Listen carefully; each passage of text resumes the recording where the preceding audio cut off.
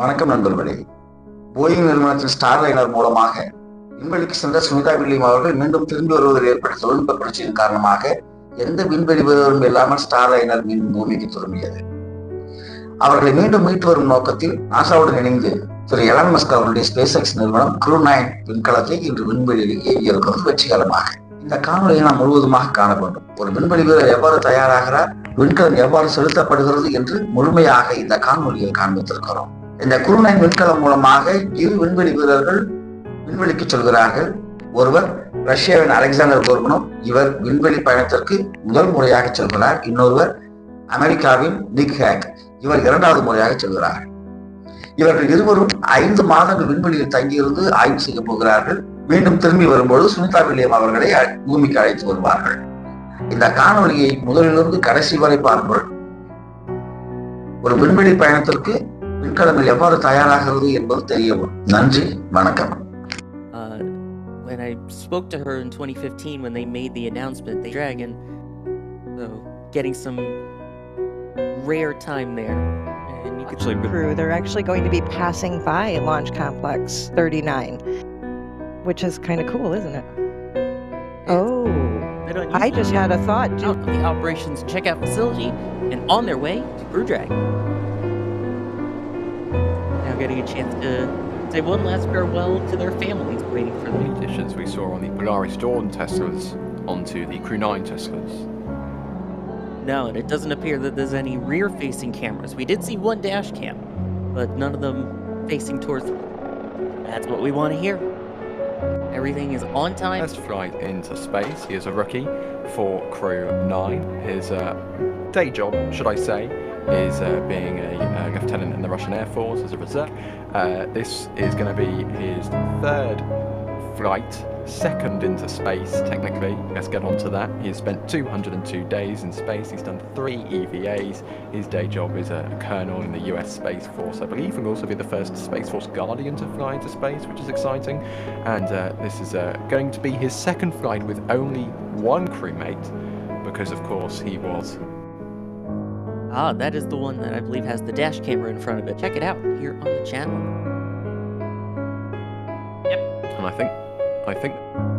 And we indeed got a wave from Nick. Gifted red team memberships. Holy cow. Score on countdown. T-minus 3 hours, 15 minutes. Advanced team is complete with their actions and ready for crew arrival.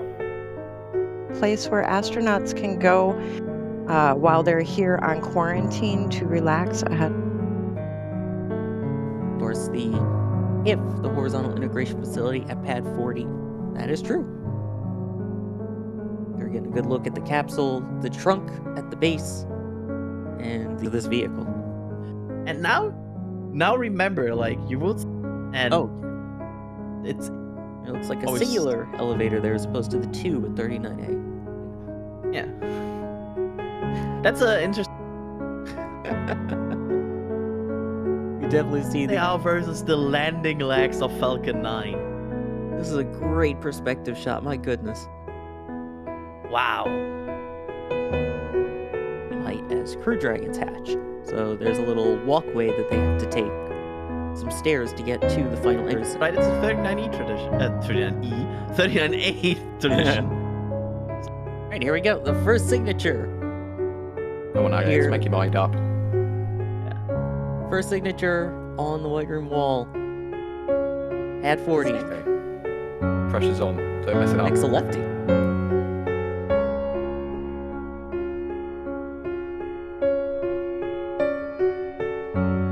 Nice.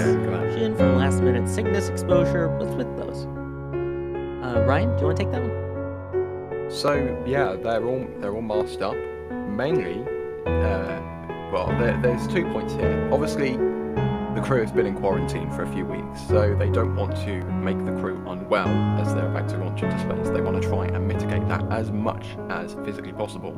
The second thing is foreign object debris. They don't want any bits of your nails or and then placing it on the pad. And there's also the attachments are quite different too for Quite part of the problematic situation with the weather, because days before, right? It's like 40. They are loaded up. Now, The fourth tank will join at T-minus 20 minutes-ish. Actually, at T-minus 60 minutes and T-minus 20 just the wrap. Target. This is just one. They're flying away from the pad at the moment. 40 especially. So this is a treat to see it on this strong back here.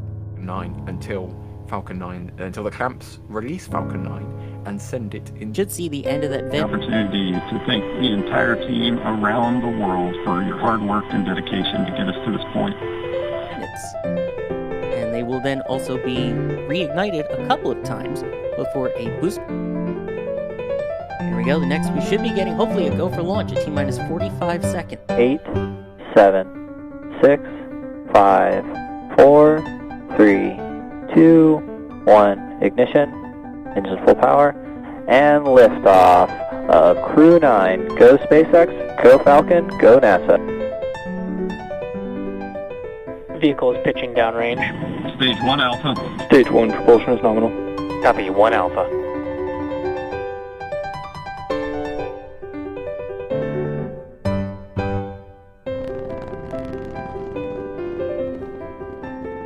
Power and telemetry nominal. Stage 1 throttle down. Stage 1 throttle up. There we go. Vehicle through max Q, through maximum pressure on the vehicle. Stage 1 Bravo. And these calls are the abort Copy, 1 Bravo. when they Exactly. If they were to need to, and that engine chill on the second stage, Merlin vacuum engine underway, same as they did for the 9 main Merlin 1D engines. MVAC chill underway. Stage separation confirmed.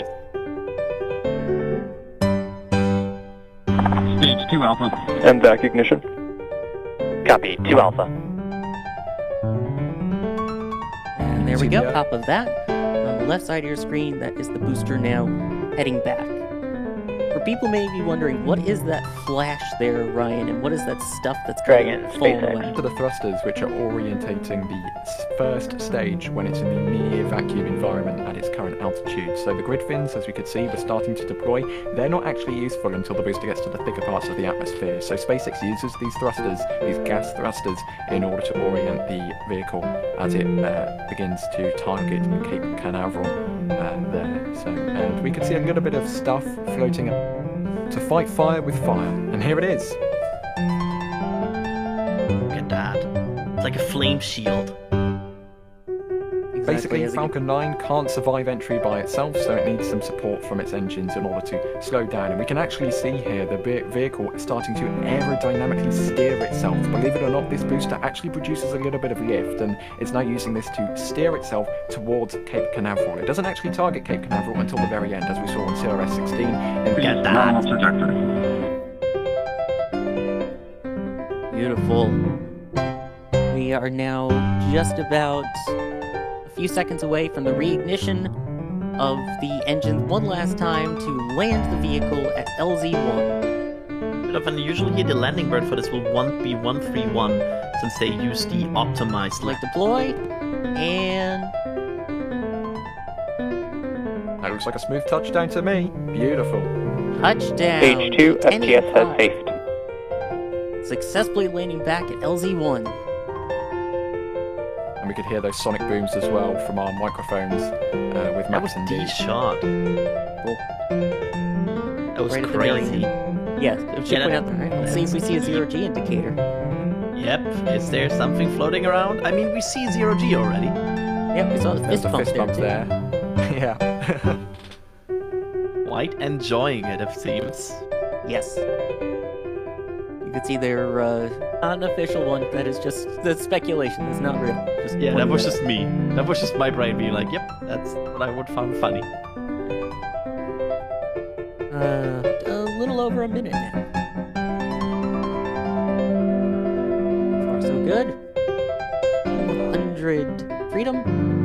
There it goes. Beautiful. Dragon, SpaceX, Dragon separation confirmed.